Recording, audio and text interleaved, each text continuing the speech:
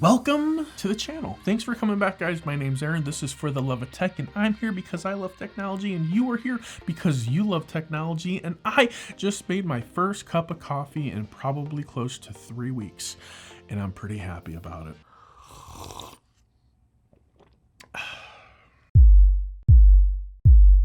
Let's get started. I am here to talk to you today about the Samsung Galaxy S20, S20 Plus, and S20 Ultra. We have cameras with this phone, and just like Apple last year, this Samsung Galaxy S20 release is all about the camera. That's what they pushed hardcore at the Unpacked event a couple days ago, and today I want to go ahead and look at these cameras with you and just kind of talk about it together. So we're going to jump straight over to the camera on the 5G S20. They're all 5G, so we don't really have much of an option here. Which, the thing that I don't like that they're jamming 5G down our throat is 5G phones are admittedly a little bit more expensive. So Samsung is not giving us the option. We are buying the software no matter what, and hardware, because there's a special antenna that we need in order to get good 5G. The front facing, you get a 10 megapixel camera, which is super legit. That's going to be great for your Zoom calls, your duos, which Duo is now deeply integrated into the S20. And if you don't know what Duo is, I've been on Duo ever since it launched. It is Google's version of FaceTime, if you will. This is where that front-facing camera is going to shine. That and a selfie or two. So we have a 12 megapixel ultra wide thumbs up, 12 megapixel wide. And then we have a 64 megapixel telephoto, which is crazy. Google came at us with this astrology mode. It's a gimmick. I played with it. I had some fun. It's taking a picture of the stars, probably using some deeply powerful AI algorithm. It's not that impressive. It's nice. Personally, I don't have a giant use for it, but once we get to the Ultra, that might change. Here they're showing us how you can pinch in and zoom and get really close up with that telephoto lens. So what can you do with this? This is what you can do with it. Right here, it's given us a 3x optical zoom, which means for you that the actual optical lens is only giving you 3x zoom. Telling you right now, that's not impressive. But it's giving you 30x space zoom, which I think is their nice way of saying digital. So it's done digital. It's not really an optical zoom, which you always get better with optical zoom and optical stabilization versus digital zoom and digital stabilization. Bright night, a bigger night mode sensor, so that's good. Now we're at the 8K camera. At the very least, if you're a serious content creator and you are gonna be making major content with your smartphone, this device with this 8K footage is gonna be great. But let's see, what does that mean as far as storage and memory? Well, an article just came out about that. Android Authority.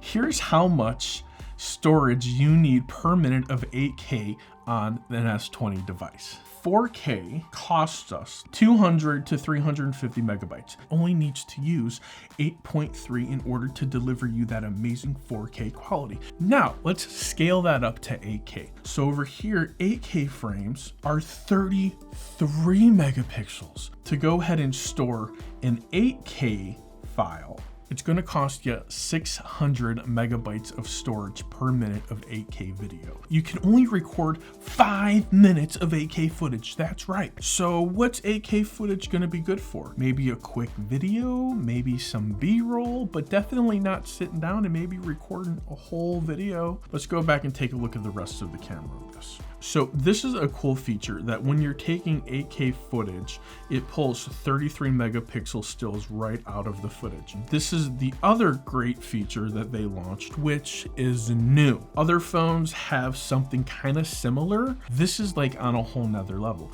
This is take one shot, get multiple formats. It's burst mode, but like beast mode is what they're saying. So it looks like that we got a larger sensor, which is going to give us a rolling stabilizer in the camera. I guess I don't know much about this, but it's going to give you a much smoother outcome. They've got some upgraded time-lapse photos. I've taken a couple time-lapse photos just to give you a comparison of what a time-lapse photo does. If anything, I've used slow-mo way more than I've used time-lapse. And like most Samsung phones, it's giving us a pro mode, which means that if you like to dive deep into your settings, if you like to control your aperture, control your white balance, control your shutter speed, you can.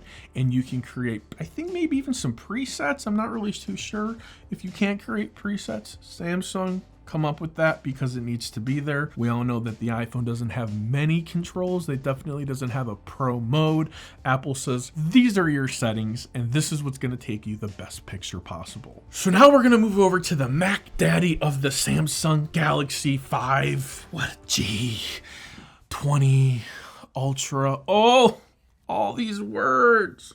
All these words. You now got a 40 megapixel front facing camera. I don't know what you're gonna do with a 40 megapixel front facing camera, but it better make me skinny. It better have some sort of like sexy beauty mode to be like bow chicka bow bow. Maybe. But 40 megapixels is a lot.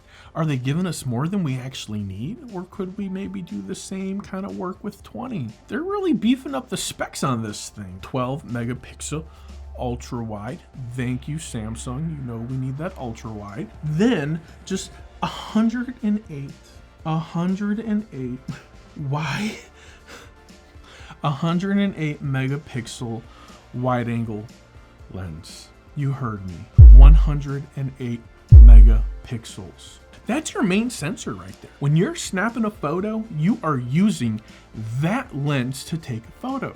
If you're not activating ultra wide, that's your main guy right there. I don't know what we're doing with all those pixels. I have no idea, but we're getting them. So the Plus is giving us a 64 megapixel, but the Ultra is giving us a 48 megapixel telephoto. Now that's interesting. We get 64 megapixels in the Plus and the 20, but jumping back over to the Ultra, we're getting 48. So there's a bit of a downgrade there. However, in both cameras, this depth vision camera, which is supposed to help you with your portrait modes. Now, they don't have that on front facing, they have that on back facing. So that means that if you're looking for an amazing portrait mode shot, you gotta use the back facing camera because that's where all the goodies are. So now we're gonna go ahead and take a look at the 108 pinch to zoom. There's the man, and there goes the man. There's the man. There goes the man. So it's pretty good. Again, idea, concept, marketing, amazing. Gotta see it in real life. Now down here, it's your space zoom.